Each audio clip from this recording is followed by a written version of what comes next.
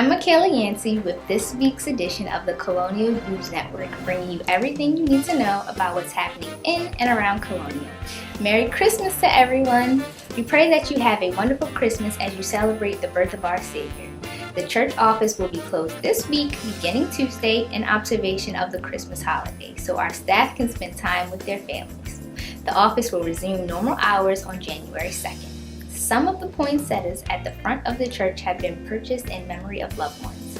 See your bulletin for more information. If you have purchased a Christmas poinsettia in honor or in memory of someone, you may pick up your plant following worship service. The International Ministry is preparing to begin an English as a second language class here at Colonial. When I first came to America, I felt very alone and very frightened because at that time I didn't speak any word in English. For example, I needed to know how to get to a place, but sometimes it was not enough to say with my signs or with my hands. Many times I got lost in the streets. Many times I cried. Did you know that 1 out of every 7 people in America is an immigrant? And when they come to the United States, they have a great need to learn English. And we can do that in our churches.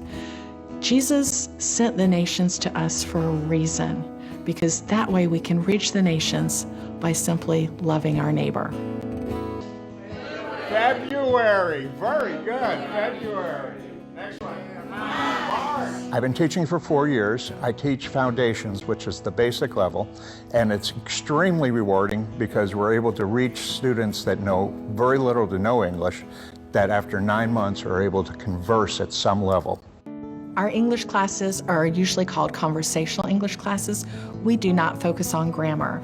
I remember being in 10th grade and that horrible grammar class where you had to diagram the sentences, and this is not like that at all. This is a lot of fun. You don't have to have a degree, you just have to love the students, because really that's what you're doing, is loving the students and giving them the opportunity to learn English.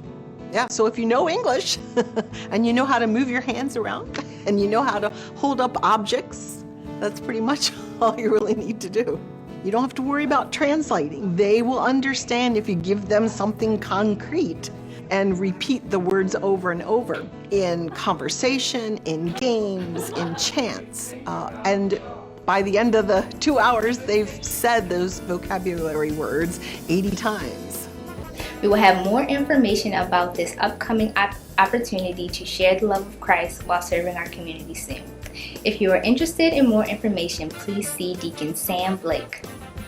The Short-Term Missions Ministry is once again heading to Panama City, Panama, July 11th to July 18th, 2020. Come to Panama and work alongside local believers in Central America to share the love and truth of Jesus Christ. This is an opportunity to make disciples, meet human needs, plant and empower healthy churches to take the gospel to the ends of the earth. If you are interested, please see Charmaine A.A. Wilkin or sign up at the table today. Plan to join us as we bring in our new year and new decade at our New Year's Eve worship service on December 31st at 10 p.m. In addition to singing, preaching, and praying the New Year in, our drama ministry will present a special black box presentation. Also, our music ministry will unveil our theme song for 2020 and so much more. Let's start the new year together. And finally, on the weekend of July 12th, we will celebrate Fresh Fire Sunday. This will be a weekend of fasting and prayer as we hope to renew, revive, restore, and reignite. You won't want to miss it.